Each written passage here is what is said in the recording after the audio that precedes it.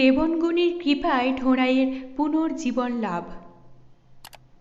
দুখিয়া হওয়ার পর থেকে বুদনি হয়ে যায় দুখিয়ার মা। পাড়ার সবাই তাকে ওই নামেই ডাকতে আরম্ভ করে।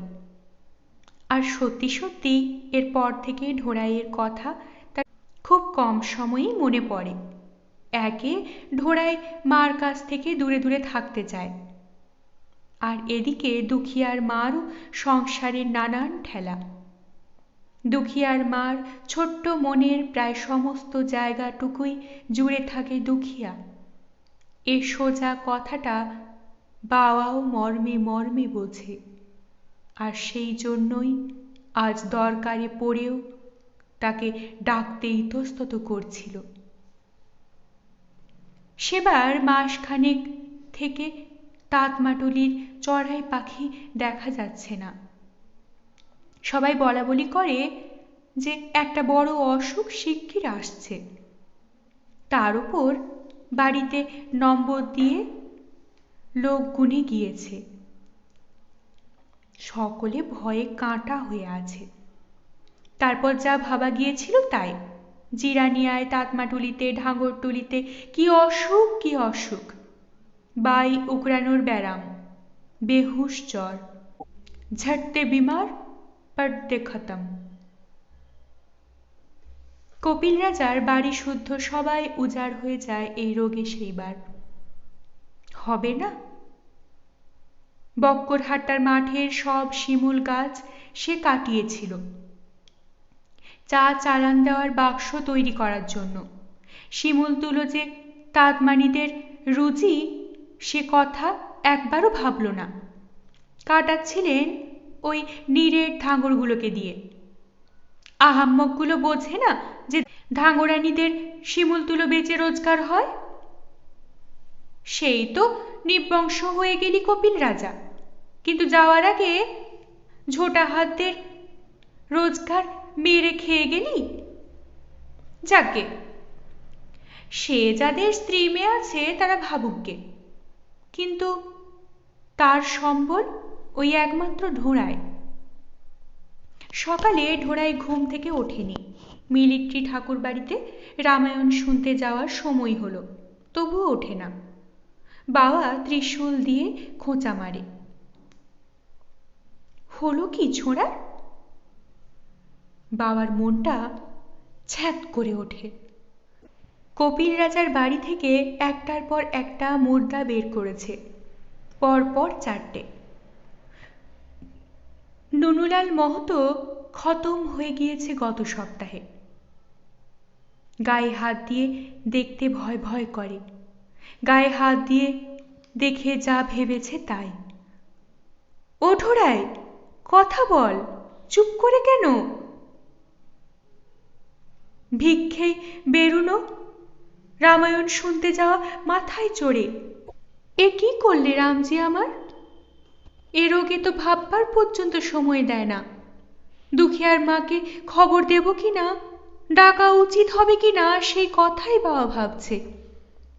দুখিয়ার মা তো মনে হয় একেবারে ধুয়ে মুছে ফেলে দিয়েছে ঢোড়াইকে মন থেকে। 1 বছরের মধ্যে একটি দিনও খোঁজ করেনি। বাবা ভেবে কুলকিনারা পায় না। শেষ পর্যন্ত গিয়ে খবরই দেয় তার পেটের ছেলে কিছু একটা ঘটে গেলে হয়তো সারা জীবন দুঃখ থেকে যাবে। আসতে ইচ্ছে হয় আসবে, মন না চায় আসবে না। বাবা নিজের কর্তব্য করবে না কেন? খবর দিতেই দুখিয়ার মা আঁতকে ওঠে। দুখিয়াকে বাবুলালের কোলে ফেলে পাগলের মতো ছুটতে ছুটতে আসে। আর যেন সে মানুষই না, পুরনো বুদনি ফিরে এসেছে যেন। বাবুলাল পিছন থেকে হা হা করে। কে কার কথা শোনে? গোসাই নেমে এলেও তার পথ আটকাতে পারতেন না তখন। এসেই ওই নেতিয়ে পড়া ছেলেটাকে কোলে তুলে নেয়। ঢোড়াই তখন বেশ বড়, বছর 8 বয়স হবে। ওই বুড়ো ধাড়ি ছেলেকে কোলে নিয়ে ছোটে রেবনগুনির বাড়ির দিকে। ওর গায়ে মহাবীরজি তাকুত জুটোচ্ছেন। বাবা তো গুনির বাড়ি যেতে পারে না, গেলে লোকে সে সন্ন্যাসীকে মানে না, তাই সে খানিক দূর সাথে সাথে গিয়ে পথের ধারে এক জায়গায় বসে পড়ে। সেখানে গিয়ে দুখিয়ার মা ঝাড়ফুঁকের কথা তুলতেই রেবনগুনি ফু দিয়ে তামাক ধরাতে ধরাতে বলে, তুই তো বাসি পেটে আসিসনি? দুখিয়ার মা হকচকিয়ে যায়। সকালে কি খেয়েছে মনে করতে চেষ্টা করে। গুনি যখন বলেছে নিশ্চয় কিছু খেয়ে থাকবে। ওমা, সত্যিই তো খয়নি তো সে খেয়েছে। ওই যে তখন বাবুলাল ডোলে দিয়ে যাওয়ার সময় তাকেও একটু দিয়েছিল। উৎকণ্ঠার জায়গায় ভয়ের ছাপ পড়ে তার মুখে। রেবনগুনি তো চোটে লাল। এই মারে তো এই মারে, তুই বুড়ি মাগি, জিন্দিগি গেল ছেলে বিয়ে, সাতকাল তাতমাটুলিতে কাটিয়ে তুই জানিস ঝাড়ফুঁক করতে আসতে গেলে খালি পেটে আসতে হয়, ভোরবেলাতে আসতে হয়। রেবনগুনির নামে পাড়ার লোকে কাঁপে। তাতমাটুলির আইবুড়ো মেয়েরা তাকে দূর থেকে দেখলে পালায়। মায়েদেরও মেয়েদের ওপর সেই রকমই হুকুম। এক তো টুকটাকের ভয়, তার উপর থাকে 24 ঘন্টা নেশা করে। পরপর 6টা বিয়ে করেছে, এখনো দুটোকে নিয়ে ঘর করে। গোসাই থানে যেদিন ভেড়া বলি হয় সেদিন প্রতি বছর তার উপর গোসাই ভর করেন। সেই সময় সে ভেড়ার রক্ত কাঁচা খায়। মুখে গায়ে ভেড়ার রক্ত মেখে সে হুঙ্কার ছাড়ে। সে কি আর করে? তার মধ্যে দিয়ে গোসাই কথা বলেন। তার হাতের বেতের ঘেরটা দিয়ে ছুঁয়ে সে যাকে যা বলবে তা ফলবেই ফলবে। কুমারী মেয়েরা সে সময় পালায় সেখান থেকে। 5 বার সে একটা একটা মেয়েকে ছুঁয়ে তার সঙ্গে বিয়ের কথা বলেছে। কোনো মা বাবার সাধ্য নেই যে সেই সময়কার গোসাইয়ের কথার নড়চড় হতে দেয়। পথে আসবার সময়ই দুখিয়ার মার এসব কথা মনে হচ্ছিল, কিন্তু গরজ বড় বালাই। ঢোড়াইটাকে বাঁচাতে হলে ওই গুণী ছাড়া আর দ্বিতীয় লোক নেই। টৌনের হাসপাতালে গেলে কোনো লোক আর বাড়ি ফিরেই আসে না। কপিল রাজা তো বাঙালি ডক্টর দিয়েও দেখিয়েছিল, কিছু কি হলো? রেবনগুনি গালাগালি দিয়েই চলেছে দুখিয়ার মাকে। ভরা দুপুরে কি মন্তরের ধক থাকে নাকি? বেরো শিগগির এখান থেকে। দুখিয়ার মা গুনির পা জড়িয়ে ধরে ডুকরে কাঁদে। এটার বাবা নেই গুনি, তুমি একে পায়ে ঠেলো না। গুনির মেজাজ বোধ হয় গলে, বলে, কালই তো শনিবার, কাল আসিস। কাল তো আবার হারতাল নাকি বলে, ওই কি একটা নতুন হয়েছে না আজকাল? গত বছরেও হয়েছিল একবার। দিনের বেলা সওদা মিলবে না, সাঁঝের পরে দোকান খুলবে। কাল আবার তাই আছে।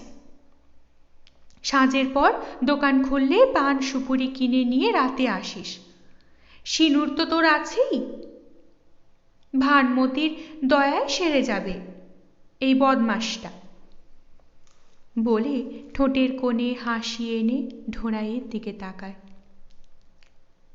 দুঃখীর মার মনটা একটু হালকা হয়ে ওঠে। রেবনগুনির মন তাহলে গলেছে।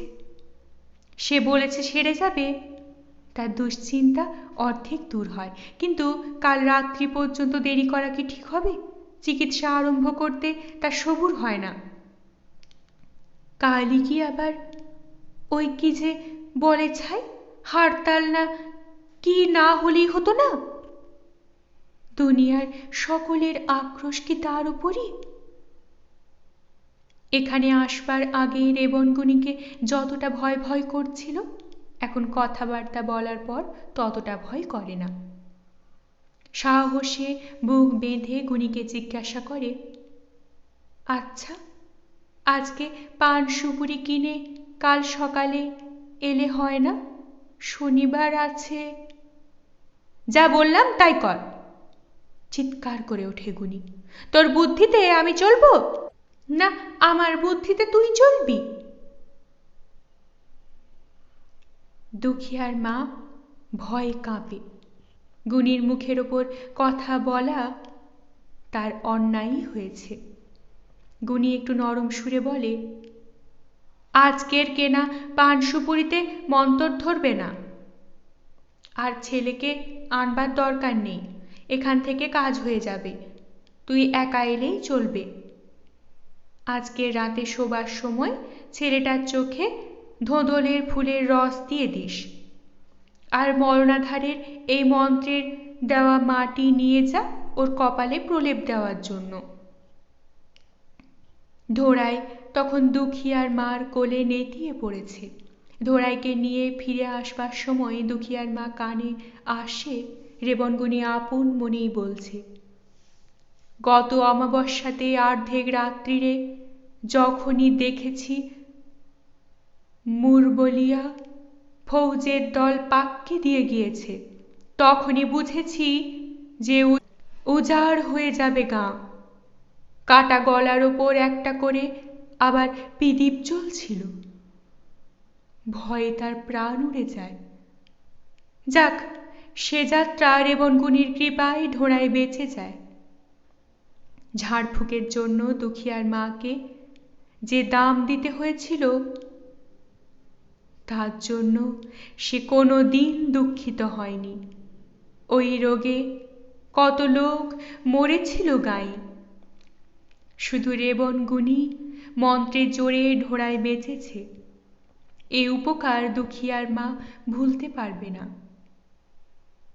এমন শনিবার রাত্রের মন্ত্রের ধক যে জ্বর ছাড়বার পরও যত বিষ শরীরে ছিল, কালো কালো রক্তের চাপের মতো হয়ে নাকের মধ্যে দিয়ে বেরিয়েছিল কদিন ধরে।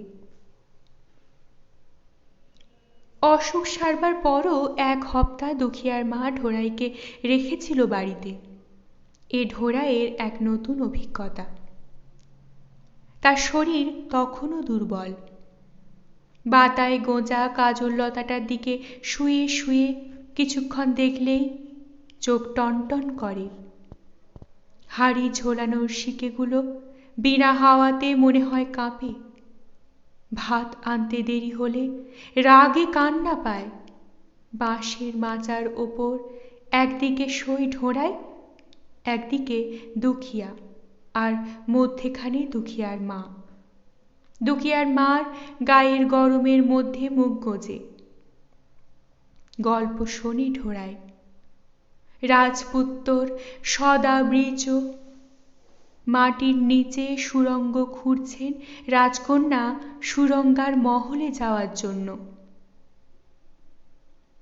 অন্ধকার ঘুটঘুটে সুরঙ্গ, পিছল দেওয়াল, তার মধ্যে দিয়ে জল চুইয়ে টপ টপ করে।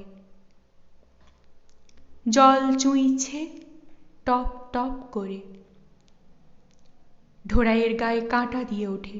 সে দুখিয়ার মার হাতটা শক্ত করে চেপে ধরে। অন্ধকারে ভয় পাচ্ছে না কিরে ঢোড়াই? এই তো আমি কাছে রয়েছি, কথা বলছি, তবুও ভয় করছে? অসুখের পর এমনিই হয়। ওদিকে হিংসুটে দুখিয়াটা উঠে বসেছে হাতের মুঠো দিয়ে নাক রগড়াতে রগড়াতে। ছোট ছোট হাত দুখান দিয়ে সে ঢোড়াইকে ঠেলে সরিয়ে দিতে চায়, আর ঢোড়াই বিরক্ত হয়ে ওঠে। ছি দুখিয়া, ঢোড়াই ভাইয়ের যে অসুখ! দুখিয়া কান্না জুড়ে দেয়। বাবুলাল অন্য মাচা থেকে চেঁচায়, ও কাঁদছে কেন? শেষ পর্যন্ত বিরক্ত হয়ে উঠে দুখিয়াকে নিয়ে যায় নিজের কাছে।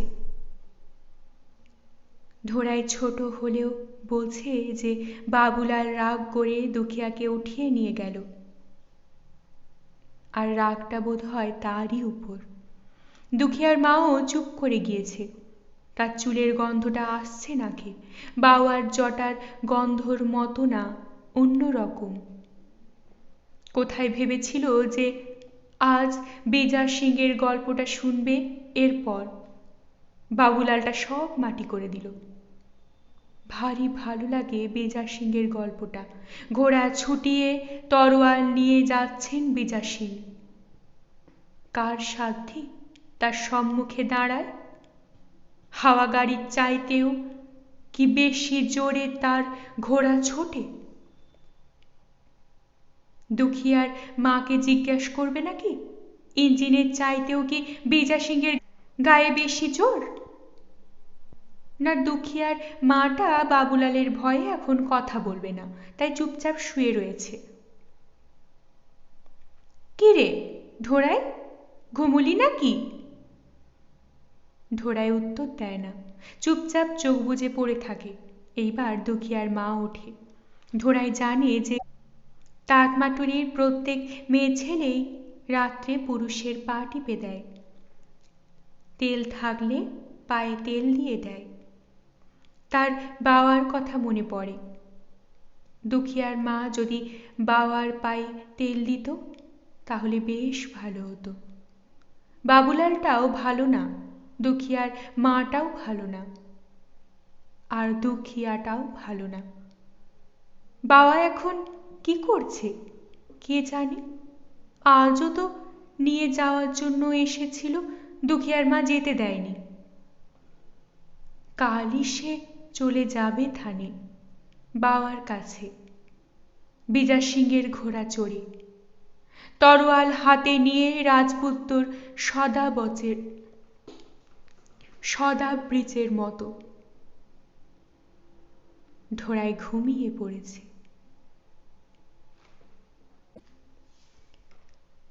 গুরু শিষ্য সংবাদ।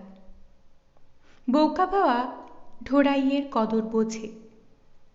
ছোড়া বেশ বুদ্ধিমান, বাবা বোবা, কিন্তু ঢোড়াইয়ের সঙ্গে কথা বলতে তার একটুও অসুবিধে হয় না। চোখের ইশারাতেই সে সব মনের কথা বুঝে যায়। আর ওর জন্য ভিক্ষাটাও পাওয়া যায় খুব।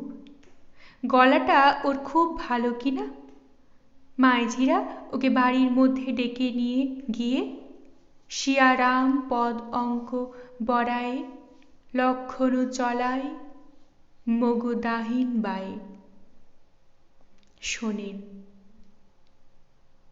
কিছুদিন থেকে বাবা দেখেছে যে ওই গানটায় আর সেরকম ভিক্ষে পাওয়া যায় না। সে ওই ছোঁড়াটাও বুঝেছে। এই যবে থেকে হরতাল টরতাল আরম্ভ হয়েছে তবে থেকেই বটহির গ্রাম্য গানের হাওয়া লেগেছে দেশে।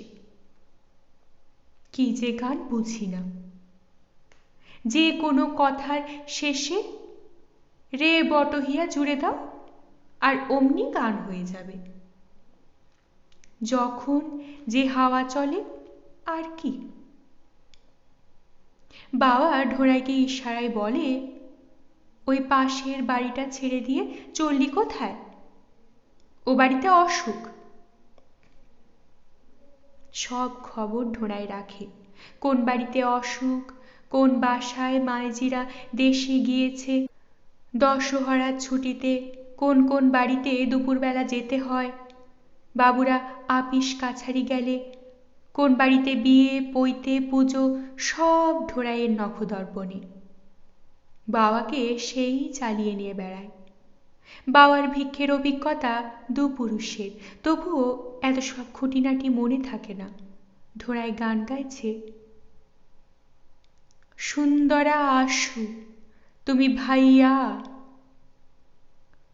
ভাড়াতা আকে দেশাবাসে মোরা প্রাণা বাসে বসে হিম খইয়ে বটহিয়া। বাবা বলে, চল এখান থেকে, কেউ সাড়া দেবে না, কঞ্জুসের দল, এক দুয়ারে কতক্ষণ গলা ফাটাবি? ঢোড়াই ভাবে, বাবা বোঝে না তো কিছুই, খালি চল চল। হড়বড় করলে কি ভিক্ষে পাওয়া যায়? মাইজি এখন বসেছে পুজোয়। বাবু আপিসে গেলে তারপর স্নান করে পুজোয় বসে, এক্ষুনি উঠবে। যা ভেবেছে ঠিক তাই। বুড়ি মাইজি মটকার থান পরে ভিক্ষে দিয়ে গেলেন, সঙ্গে আবার একটা বেগুন। বাবা অপ্রস্তুত হলেও মনে মনে খুশি হয়, এ ছোড়া উপযুক্ত চেলা হবে বড় হলে। একটু খালি শাসনে রাখতে হবে। বড় দুরন্ত ছেলে, দিন রাত খেলার দিকে মন, রোজগারের দিকে মন বসে না। সকালবেলা ধরতে পারলে তো সঙ্গে আসবে। একটু নজরের বার করেছ কি ফুট করে কখন যে থান থেকে সরে পড়বে তা কেউ বুঝতেও পারবে না। তারপর কেবল সারাদিন টোটো, আজ এর সঙ্গে ঝগড়া, কালোর সঙ্গে মারামারি, ঠিক যে সব কাজ বাবা পছন্দ করে না সেই সব কাজ। একদিন বাবা দেখে একটা গাধা ধরে তার পিঠে চড়েছে। এ খ্রিস্টান ধাঙরগুলো ছেলেদের সঙ্গে এ পর্যন্ত ওর আলাপ। মহতো একদিন এ নিয়ে নালিশও করেছে তার কাছে। বুড়ো শুকরা ধাঙর যে উকিল সাহেবের বাগানে মালির কাজ করে, সে আবার ঢোড়াইকে বলে, শোন বেটা।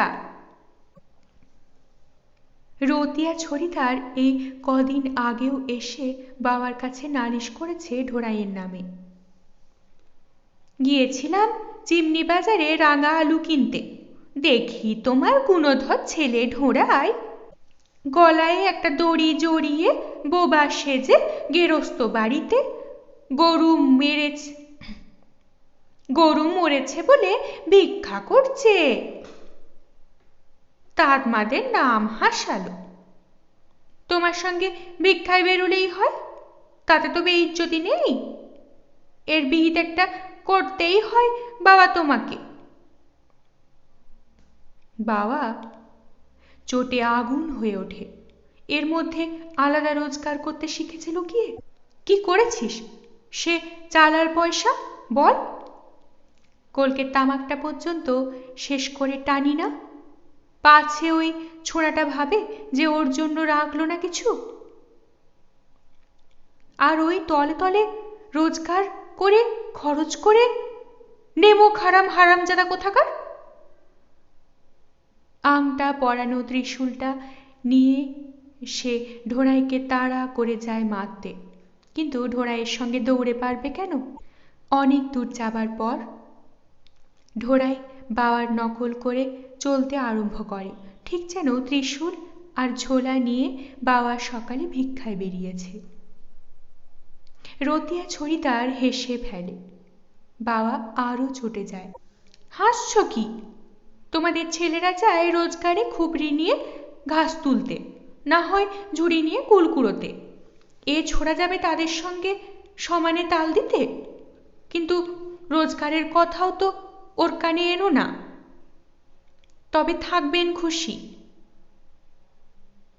আমি এনে দেব, তবে চারটি খেয়ে উপকার করবেন। না, ছোড়াটা দেখছি ধাঙরটুলির পথ ধরেছে।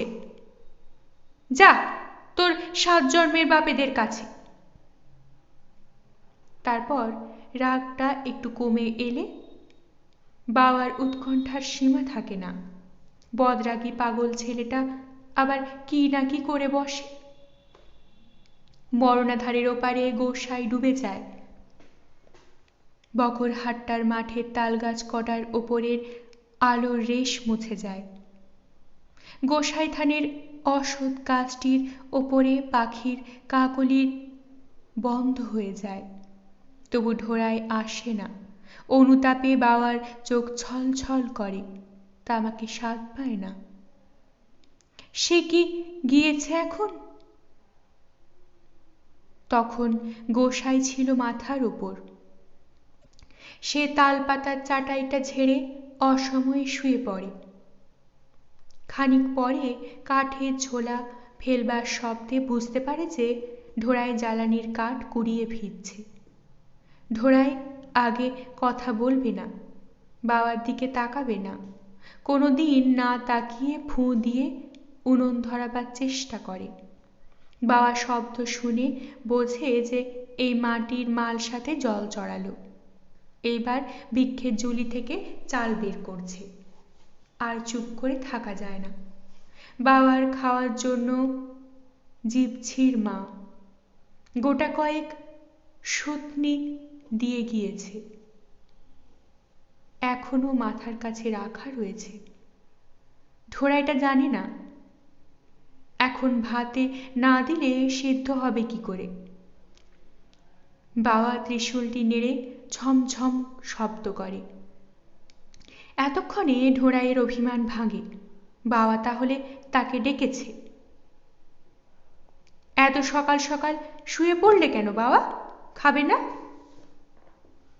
রাত্রে আবার ঢোড়াই বাবার চাটাইয়ের ওপর তার কোল ঘেঁষে শুয়ে পড়ে। বাবা তার পিঠে হাত বুলিয়ে দেয়। এর মধ্যে সে কখন ঘুমিয়ে পড়ে বুঝতে পারে না। এই হচ্ছে আজকালকার নিত্য কথা। বাবা মধ্যে মধ্যে অতিষ্ঠ হয়ে ওঠে, আবার ভাবে সে অল্প বয়স, যে বয়সের যা ওর সমবয়সীদের সঙ্গে না খেললে ধুললে কি ওর এখন ভালো লাগে? হ্যাঁ, তবে খেলবি খেল, নিজের রোজগারের কাজটা করে তারপর খেল। আর ওই দলের পাণ্ডামিটা ছেড়ে দে।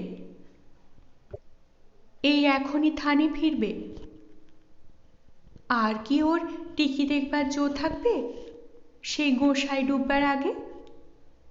আর কি জেদি বকে ঝোঁকে কি ওকে সামলানো যায়? ঝোঁক একবার উঠলে হলো। এখন এই ঝোঁক থানের দিকে আর ভিক্ষের দিকে গেলে হয়, বড় হলে তবে না আমার উপযুক্ত চেলা হতে পারবে। রামজির মনে যা আছে তাই তো হবে। সীতারাম সীতারাম। ঢোড়ায় গিয়ে চলেছে সেই বটহর গান। বুকে জোর আছে ঝোড়াটার। গানের শেষে বট্টহিয়ার আটা যা ছেড়েছে, একেবারে ভাই চেয়ারম্যান সাহেবের দারোয়ানের কুঠরির জানলা খুলিয়ে ছেড়েছে। ওই যে তার বিজলি ঘরের মিস্ত্রিও জানলা দিয়ে তাকাচ্ছে দেখছি। ঝুলিটা ভরে গিয়েছে রে ঢোড়ায়। চল ফেরা যাক থানে। আবার সাউজির দোকান থেকে একটু নুন নিতে হবে। ভালো লাগলে অবশ্যই লাইক করবেন, শেয়ার করবেন। পরবর্তী পর্বে চোখ রাখতে চ্যানেলটিকে অবশ্যই সাবস্ক্রাইব করবেন ও প্রতিটি পর্ব মিস না করার জন্য বেল আইকনটি প্রেস করবেন। আপনাদের অভিমত কমেন্ট বক্সে অবশ্যই জানাবেন। অনেক ধন্যবাদ। নমস্কার।